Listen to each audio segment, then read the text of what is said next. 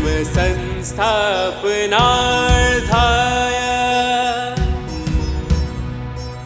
संभवामि युगे युगे संभवामि युगे युगे संभवामि युगे युगे। इंट्यूशंस यहाँ होती है, सम फ्लैश इट कम्स, और दूसरा होता है समष्टि के कल्याण की। इसके लिए मुझे ऐसा लगा कि शॉर्टकट ले लूं, तो SRSRC के लिए जब भी 2010 में शायद हम लोगों ने जगह ली थी, तब से ये भाव आता था बनाना है नहीं बनाना, बनाना है, बनाना मतलब केला नहीं, want to be और not to be, वो ये चल रहा था हमारे। तो कितने वर्षों तक ये चलता रहा। पिछले 1 वर्ष में संघर्ष कुछ ज़्यादा बढ़ गया, संघर्ष बढ़ गया। अब ये कैंपस बनाना है नहीं बनाना, बनाना है, क्या करें क्या ना करें। तो मैंने इंट्यूशंस वाली ये बात ना मेरे दिमाग से निकल गई थी उस समय ऐसा था कि क्या करें कैसे करें, कोई हायर कोई आके मैं बता जाए बना लो, कोई ऐसा माइका लाल आके 25-50 करोड़ दे जाए, बना ही लेंगे ना, हम क्या करेंगे घर में रख के 25-50 करोड़ का, तो ना कोई कुछ ऐसा हो जाए। या कई बार ना मैं रात को सोने से पहले गॉड जी से ना प्रेयर कर लेती, 3 बार एक सपना दे देना, अगर 3 बार सेम सपना आ गया ना फिर मैं उसको सच मान लूंगी। और गॉड जी चांटा मारते, develop your intuition, develop your intuition. तुम्हें क्या करना है, कैंपस बनाना है नहीं बनाना, किस तरह बनाना है, विभूति बनानी है, भूति बनानी है कि भभूति बनानी है। अभी तो विभूति का इन लोगों ने कांड कर डाला, ये आर्किटेक्ट लोगों की कान पकड़ने की जरूरत है। वैसे तो इन लोगों ने मेरी विभूति का 3 मीटिंग के अंदर ही पता नहीं क्या बना दिया, विभूति को बेचारे को शॉर्ट कर दिया। क्योंकि जो मेरे विजन में आई है ना, वो विभूति तो दुबई की बिल्डिंग की तरह ऊंची ऊंची बन रही है, 25-30 माले की। तो यहाँ पर ये लोग आर्किटेक्ट लोग मना करें। खैर अभी I don't want to defocus. Krishna ये कहना चाह रहे हैं कि 2 प्रकार के उत्तर तेरे जीवन में होने चाहिए, प्रश्न तेरे जीवन में होने चाहिए। पहला प्रश्न स्वयं को रूपांतरित कैसे करूं, और दूसरा प्रश्न समष्टि का कल्याण कैसे करूं। और इन दोनों के जवाब दूसरों से पूछने नहीं जाना, इन दोनों के जवाब पाने के लिए अपने भीतर के इस प्रज्ञा चक्षु को उघाड़, इंट्यूशंस को उघाड़। जब ये इंट्यूटिव माइंड तुम्हारा एक्टिवेट हो जाता है, और ये अब तो मैं बहुत फील करती हूँ। मैंने अभी एक आध सत्संग पहले ही कहा था कि पहले मेरी सारी इंट्यूशंस गलत पड़ती थी, क्योंकि वो मेरी कामनाएं होती थी। लेकिन अब धीरे धीरे जब से गॉड जी ने चांटा मारा है कि बेटा कोई शॉर्टकट नहीं चलेगा, सच में आराम से सो जाती थी ओढ़ कर कि 3 बार सपना दिखा देना, ऐसा बनाना है। ऐसे आते हैं ना सपनों में भी फ्लैशेस हमें, और ऐसा थप्पड़ लगता था कि उठो भाई, ये सपना देखना नहीं, सपने में से तोड़ के बाहर निकलना है। उसके लिए पूरा निर्माण होगा, उसके लिए go into yourself, develop your intuition, क्या होना चाहिए कैसे होना चाहिए, and it is turning out to be right. ये आर्किटेक्ट लोग चाहे मुझे कुछ भी बोले, मैं दुबई में आके बना लूंगी। अगर ये लोग मुझे दुबई वाली बिल्डिंग यहाँ नहीं बना देंगे तो मैं दुबई में जाके बना लूंगी। लेकिन अपनी कर्म भूमि यही है, इसलिए दुबई वाले यहाँ आ जाए, ये मैं ज़्यादा चाहूँगी कि दुबई वाले यहाँ आके रहें। अपनी उस प्रज्ञा चक्षु को तू उघाड़, अपने जवाब अपने भीतर से निकाल, क्योंकि तुम्हारे प्रश्न का जवाब जो तुम्हारा चैतन्य मन दे सकता है ना, वो और कोई नहीं दे सकता। ऑल्दो गुरु देते हैं जवाब, लेकिन फिर भी जो तुम जवाब अंदर से उघाड़ के लाओगे, इंट्यूशंस, कामना नहीं। अब मेरे को इंट्यूशन हुई है स्विट्जरलैंड जाना है, तुम्हारे रूपांतरण के प्रश्न और समष्टि के कल्याण के प्रश्न। स्विट्जरलैंड जाना इंट्यूशन नहीं है, स्विट्जरलैंड जाना कामना है तुम्हारी, उसको साइड रखो। तुम्हारे रूपांतरण, इस क्रोध से कैसे बाहर आऊं, इस झूठ से कैसे बाहर आऊं, और समष्टि का कल्याण कैसे करूं। जब ये 2 भावना तेरे भीतर उग्र होगी तो प्रज्ञा चक्षु उघड़ेंगे, प्रज्ञा चक्षु उघड़ेंगे। They are the medium to pour the दिव्य चक्षु। चक्षु डालूं कहाँ? कोई मुझे चक्षु का दान दे तो यहाँ पे वो खोपचा होना चाहिए ना, चक्षु को यहाँ लगा दूं कि यहाँ लगा दूं, कहाँ लगाऊं?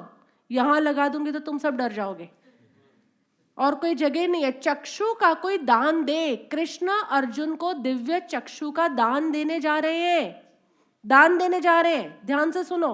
और उस दान से पूर्व उसे कह रहे हैं तेरे प्रज्ञा चक्षु इंट्यूशन की फॉर्म में रेडी कर। और उस प्रज्ञा चक्षु को रेडी करने के पहले ये पूरी प्रक्रिया से गुजरना होगा।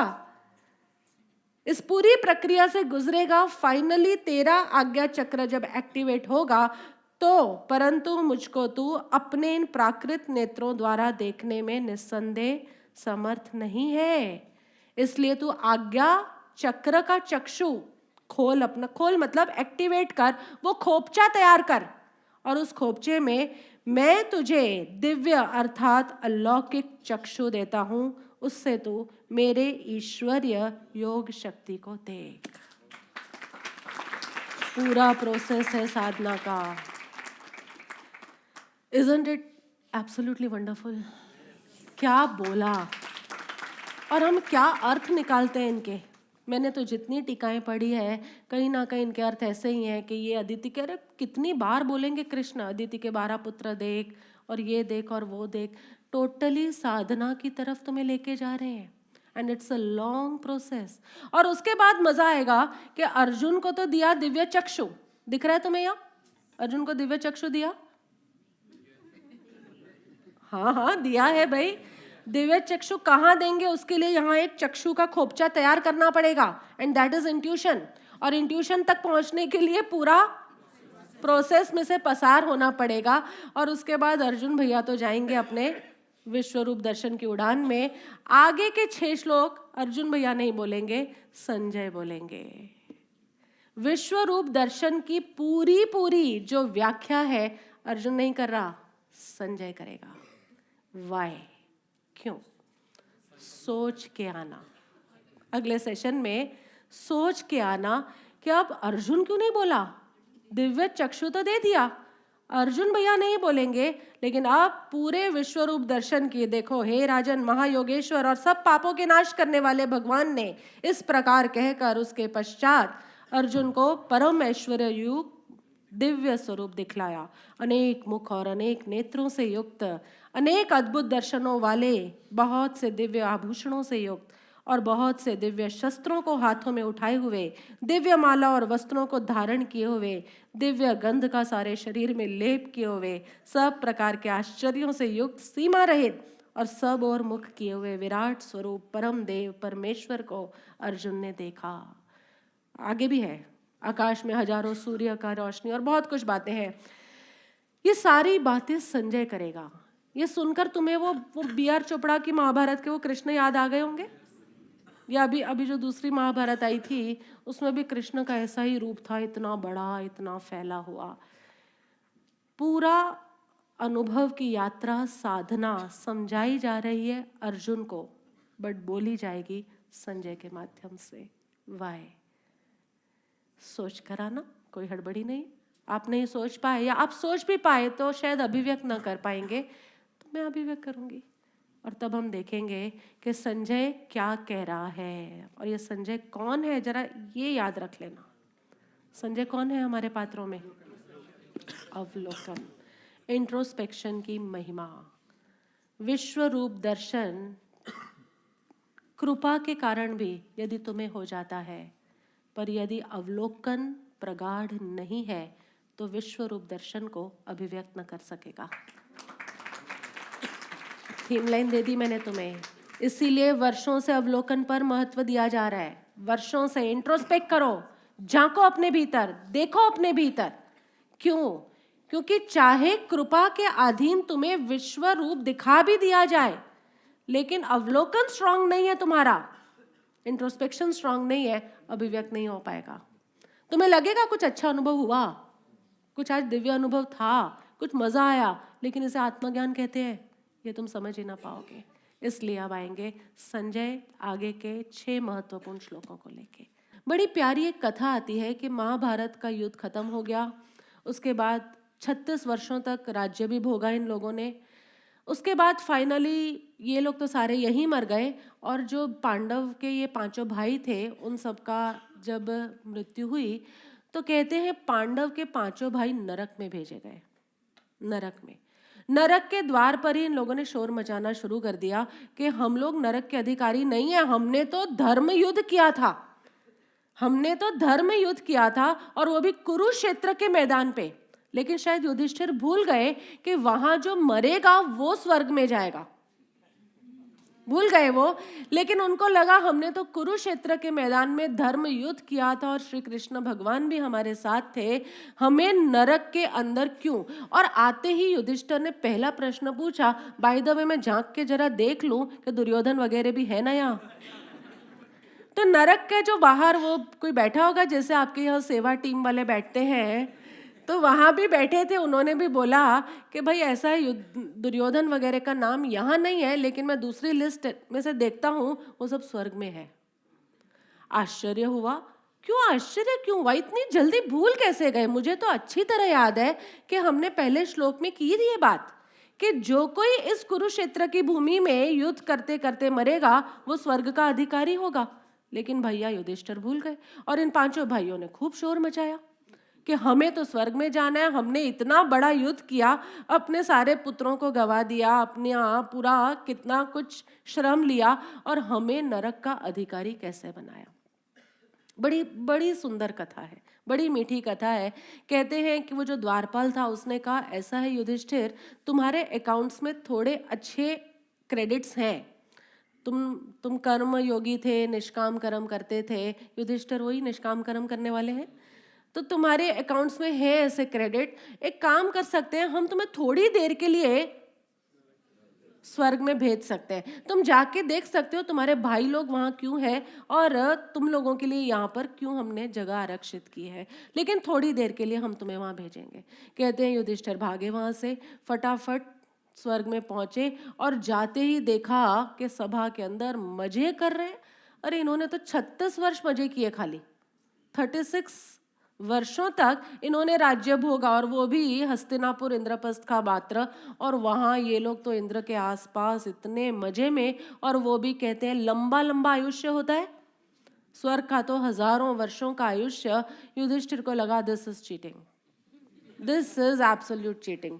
आपको भी तो लगेगा, अरे इतनी मेहनत करी यहाँ इन लोगों ने, इन सबको डाला नरक में, और वो सारे के सारे दुर्योधन कुबुद्धि के पुत्र ये सारे के सारे पहुंच गए स्वर्ग में, और वो भी कितने वर्षों का स्वर्ग का राज्य भुगत रहे हैं। ये तो 36 ईयर्स के अंदर खत्म हुए, और वो लोग इतने वर्षों तक बहुत रोष में। कहते हैं कि युधिष्ठिर वहां जाके बहुत रोष में आ गए, बहुत क्रोध में आ गए कि ये क्या, हम लोगों ने इतनी मेहनत की और हमें डाला वहां, और ये लोग इतना अन्याय करके आए और उसके बाद भी इन्हें स्वर्ग में डाला गया। कारण क्या है? कहते हैं वहां श्री कृष्ण भगवान पधारे हैं वहां, क्योंकि जवाब देना है श्री कृष्ण को, क्योंकि भीतर कहीं ना कहीं अब श्री कृष्ण के ऊपर बात जा रही थी युधिष्ठिर के माइंड में कि आपने हमें भी छल लिया। वहां तो छल कपट किया, लेकिन हमें लग रहा था हमारे पक्ष में छल चल रहा है, लेकिन आपने कहीं हमें भी छल लिया। युधिष्ठिर के मन में अभी ये विचार चलने शुरू हुए थे, और कहते हैं स्वर्ग में श्री कृष्ण भगवान प्रकट हो गए। कृष्ण से भी थोड़े रोष के अंदर युधिष्ठिर ने पूछा कि क्या बात है, हम सब ने इतनी मेहनत की, इतना बड़ा धर्म युद्ध संग्राम हुआ, पूरी सृष्टि पर धर्म युग की स्थापना हुई, और हम सबको वहां, और ये सब अन्यायी मिथ्याचारी, ये सब कुबुद्धि के सारे पुत्र वही थे सारे, इन सबको दुर्बुद्धि के सारे पुत्र यहाँ इतनी ऐश कर रहे हैं, मुझे ये न्याय समझ नहीं आता। कृष्ण ने कहा, बड़ी प्रतीकात्मक बात कृष्ण ने कहा, यही कारण है युधिष्ठिर कि तुम नरक में हो और ये स्वर्ग में है। युधिष्ठिर बोला, मैं कुछ समझ नहीं पाया। तो यही कारण है, जैसे तुम्हें लग रहा है ना हम कुछ समझ नहीं पाए, लेकिन कृष्ण भी उसी अदा में बोले, अदा थोड़ी छूट जाएगी, कृष्ण के रोल में से निकल गए तो भी उसी अदा में बोले कि युधिष्ठिर यही कारण है कि तुम सबको नरक में भेजना पड़ा और ये सब यहाँ स्वर्ग में आए, क्योंकि तुमने इनके अपराध की सजा में इनको जो धर्मयुद्ध हुआ वही मार दिया था। उनको वहीं मारने के बाद तुम्हारा कार्य खत्म था, लेकिन इतने 36 वर्षों के बाद भी उनके प्रति तुम्हारा द्वेष एज इट इज है, इसलिए तुम सारे के सारे भाई नरक में। प्रतीकात्मक है बातें, कथाएं हैं, और कथा केवल प्रतीक ही देती है, प्रतीक होती है, उसमें से मॉरल लेना है। और कंक्लूजन यही है कि कार्य हो गया ना, तो द्वेष का भी वहीं स्वाहा हो जाना चाहिए था, लेकिन जाके देखा कि इतने वर्षों के बाद भी ये ईर्ष्या थी, ये रोष था। अगर दुर्योधन का पूरा टीम नरक में होता ना, तो इतनी तकलीफ ना होती, हाँ कि नहीं? युधिष्ठिर को इतनी तकलीफ नहीं होती, लेकिन वो स्वर्ग में और हम नरक में। कृष्ण तब भी बोध देते हैं, उनके अपराध की सजा वहां हो गई। तुम सब केवल माध्यम थे, तुम पांचों भाई केवल माध्यम थे इन अपराधियों के अपराध की सजा देने के लिए। अपराध की सजा दे दी, द्वेष खत्म। अपने जीवन में झांक कर देखना, तुम किसी अपराधी को, कोई तुम्हारे जीवन में हो, किसी ने तुम्हारे साथ गलत किया, तुमने उसके बारे में गलत सोच भी लिया, कर भी लिया, नाउ ओवर करो उसे। ये पात्रता निर्माण की कला है, खत्म करो उस बात को। लेकिन फिर भी हमारे भीतर वो द्वेष कितना लंबा चलता रहता है, और इस द्वेष के कारण हमारा भी नरक के अंदर आरक्षण सतत बना हुआ है। इस द्वेष की परंपरा को हटाओ। किसी ने कुछ हमारे साथ किया, उसका तुमने भी बदला दे ही दिया, कर्म करके या विचार करके। कर्म से नहीं कर पाते तो विचार से करते हैं, भला हो इसका मर जाइए, तो ऐसा सोच ले, वैसे इसमें भला क्या हुआ, लेकिन फिर भी हमें लगता है इतना पाप कर रहा है, इससे अच्छा तो मर जाए।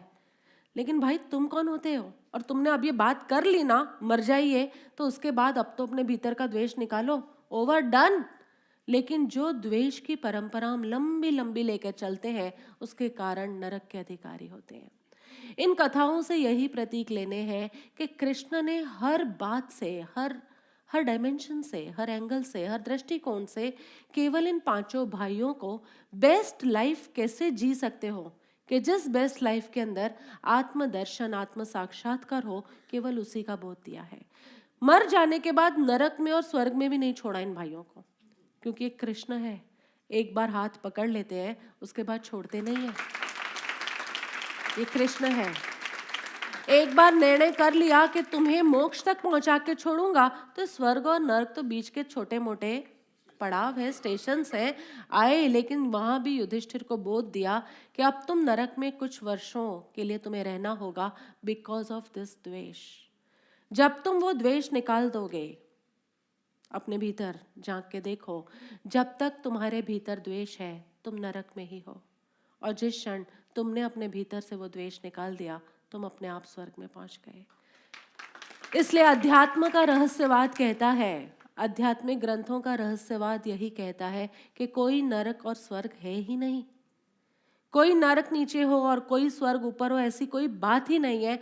अध्यात्म इतना ही मानता है, जब तुम विभाव में हो, जब तुम स्ट्रेस में हो, द्वेष में हो, ईर्ष्या में हो, अलग अलग ऐसी दुर्भावनाओं में हो, तब तुम नरक में ही हो। और जब तुम उमंग में हो, उत्साह में हो, आनंद में हो, प्रेम में हो, निष्कामता में हो, साहस में हो, धैर्य में हो, अभीप्सा में हो, तुम स्वर्ग में ही हो, और कहाँ हो? इसलिए अध्यात्म यही कहेगा, नरक और स्वर्ग कोई ज्योग्राफिकल प्लेसेस नहीं है, कोई ऐसी ज्योग्राफिकल लोकेशंस नहीं है, सारा कुछ अपने भीतर है। तुम्हें नरक से निकलना है, युधिष्ठिर को नरक से निकलना था, कृष्ण ने क्या बोध दिया? द्वेष से मुक्त हो जाओ। और यही परम कृपाणु देव कह रहे हैं, जहां तहां से राग और द्वेष रहित होना, यही धर्म है। मेरा धर्म क्या, यही धर्म है, और कोई धर्म ही नहीं है।